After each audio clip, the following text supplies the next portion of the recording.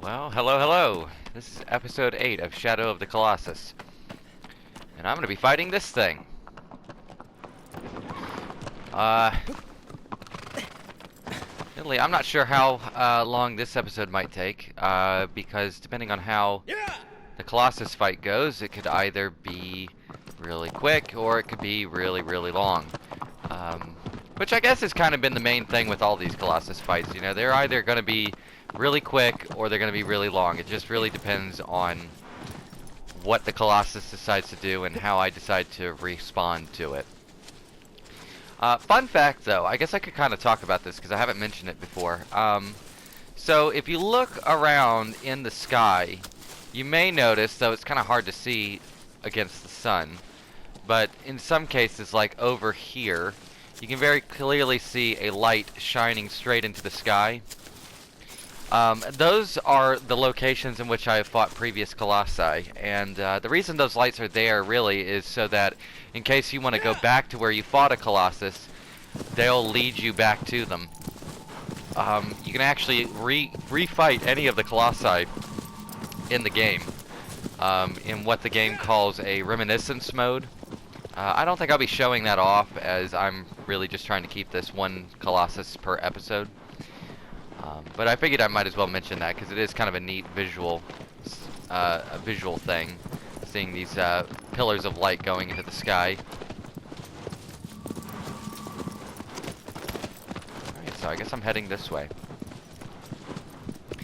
Now this Colossus coming up is actually rather neat. It's got a very unique component to it, which I'll kind of explain once we get to it.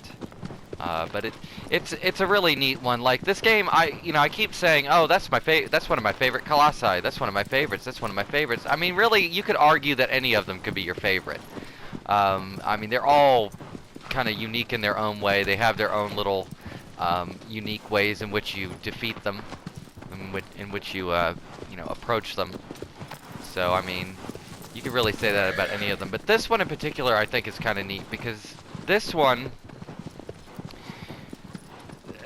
going to be one of the first ones that isn't necessarily like larger than life. So like, so far I fought things like Gaius, the knight, which was unbelievably tall, and then things like Barba, Minotaur B, that was like really, really, really big.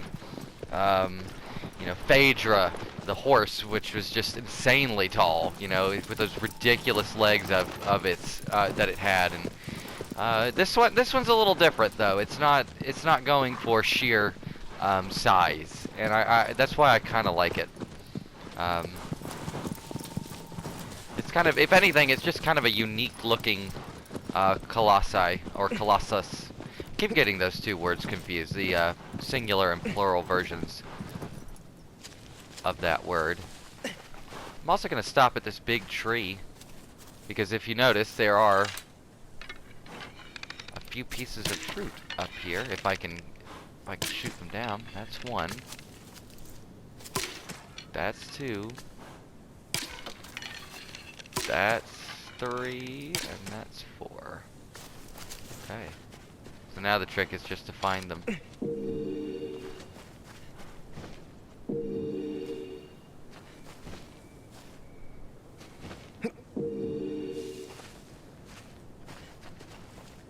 Is there not one more? There was. Okay. Excellent. Oh, hey, there's more. See, I'm fairly thorough. Okay.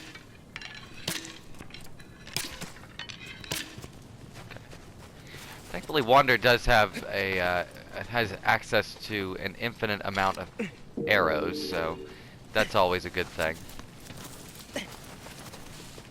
And I'm glad I actually got to show this aspect off, because I can't imagine how many people have probably played this game and didn't even know that that was in fact a thing you could do with regards to the fruit and to the lizard tails and stuff. I really would not be shocked if a lot of people have played through this game many times and probably never even thought that that was a thing, or never were completely aware of the fact that that was a thing. And also, Aggro just decided to hang a very sharp left there. Not really sure why. Again, I mean, she is like a horse. She can be a little temperamental, I guess. And also, if you notice, I don't know if anybody really has noticed, but I have mentioned it a couple of times, but I haven't really talked about it with regards to the overall visual design of the game. But I cannot help but think of like Hyrule Field and The Legend of Zelda: Ocarina of Time when I'm running through this particular area. I mean, it is like unbelievably obvious that that game obviously had some influence on the visual direction of this game. You know, and I want to say, don't quote me on this, but I'm pretty sure that the developers were asked about that. Like, you know, did The Legend of Zelda have any kind of influence on how you approach Shadow of the Colossus? And essentially, the game itself, I mean, really is very, very, very similar to what you would get out of a Zelda game usually. The major difference, however, is that there are no dungeons in this game. There's no dungeon elements at all in Shadow of the Colossus. Instead, there's just the Colossi themselves, which are essentially kind of like, I don't want to say they're like dungeons. They're really not like dungeons, but they are definitely reminiscent of like sort of the puzzle-solving aspects of what you would find in a Zelda game. You know, each Colossus has its own very specific. You know, every Zelda dungeon has like puzzles specific to each dungeon, and every Colossus in this game has sort of a puzzle of sorts attached to it. You know, that you have to figure out, that you have to solve somehow. Oh, wait a minute, what is this? Hello. Well, hey. What could this be? Could this be where I need to go?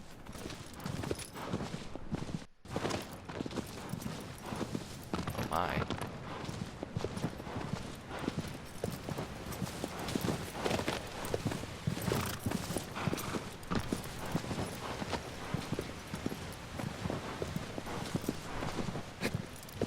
Whoa. Probably don't want to fall down in there, but yeah, this is a pretty cool little spot, I'd say. Or is that exactly where I want to go? Surely not.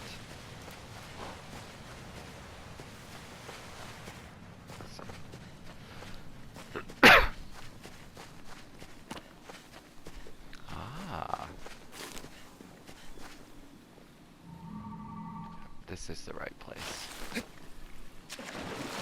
I mean, look at this. Look at this. As I have the camera completely underwater and unable to see anything particularly magnificent, but I mean, good lord.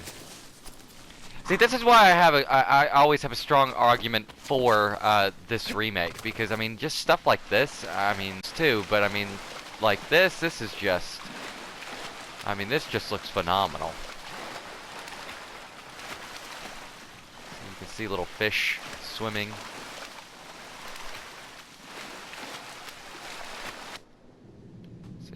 See?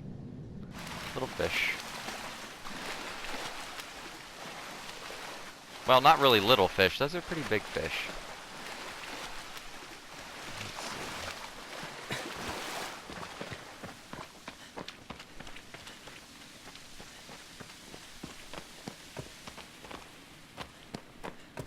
Double back and make sure I'm not missing anything out here. I think I'm good to go. And also, if you're one of those kind of people who really likes doing screenshots in a video game, like this one is like, I mean, you could basically take a screenshot just about anywhere and it probably will look magnificent. And here we are. We're coming on to the, this will actually be the 8th Colossus. So this will, following this fight, this will be the halfway mark for this game. Now, oh, what is that?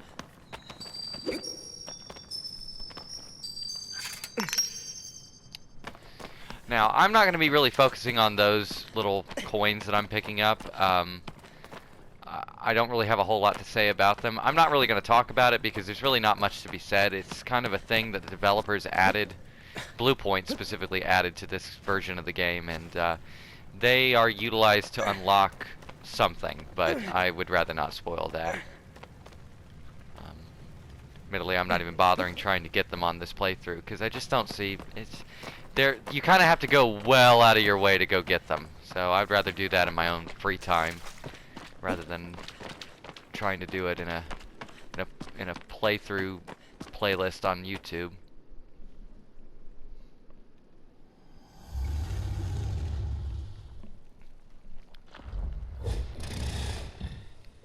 Alright, so this Colossus, the developers referred to it as the Gecko.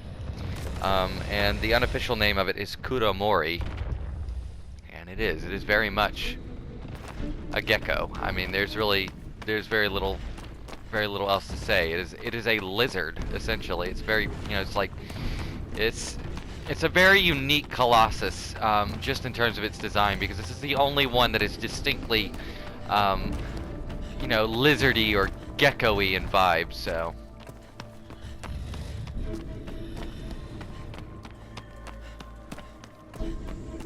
And I also love the fact that the game doesn't do anything particularly special in terms of announcing its presence. It's just down there hanging out, doing whatever. But I want it to move. I want it to do some other stuff because it's a really cool Colossus. Okay. So of course, because it's like a gecko, it can definitely climb on walls.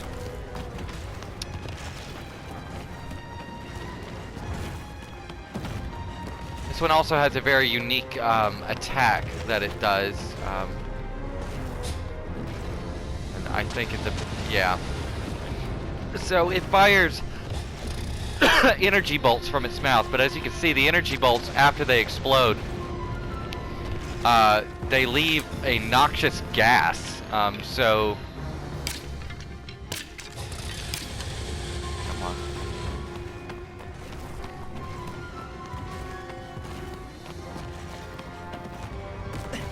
this is another wonderfully composed piece of music.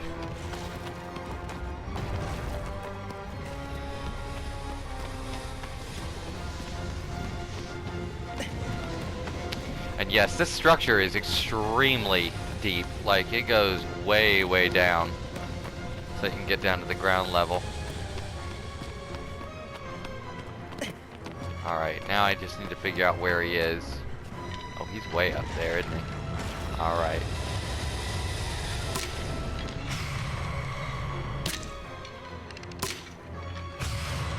Okay, that may have done it. Oh, good lord.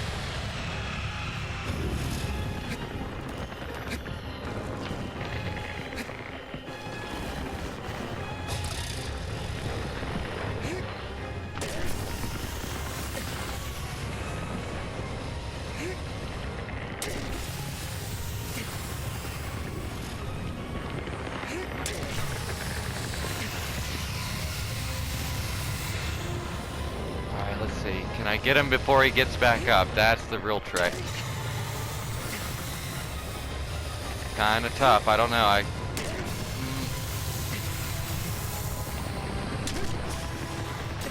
Oh. Got him. Wow, I'm shocked. Well, that was KuROMORI. One of the easier fights in the game, I think, but one of the neater ones. Because you have to kind of get him to come all the way to the top, and then you've got to knock him off the wall. And the further up he is, the farther down he drops, the longer he'll stay down. So, but That's it. That's now 8 Colossi defeated. So that's literally the halfway point of the game. So hopefully you've enjoyed it up to this point. Oh, I wonder who that was. Hopefully you've enjoyed it up to this point, and hopefully you'll join me for the next 8 Colossi. But in any case, thank you for watching. Glad you can make it, and hope to see you again. Bye-bye.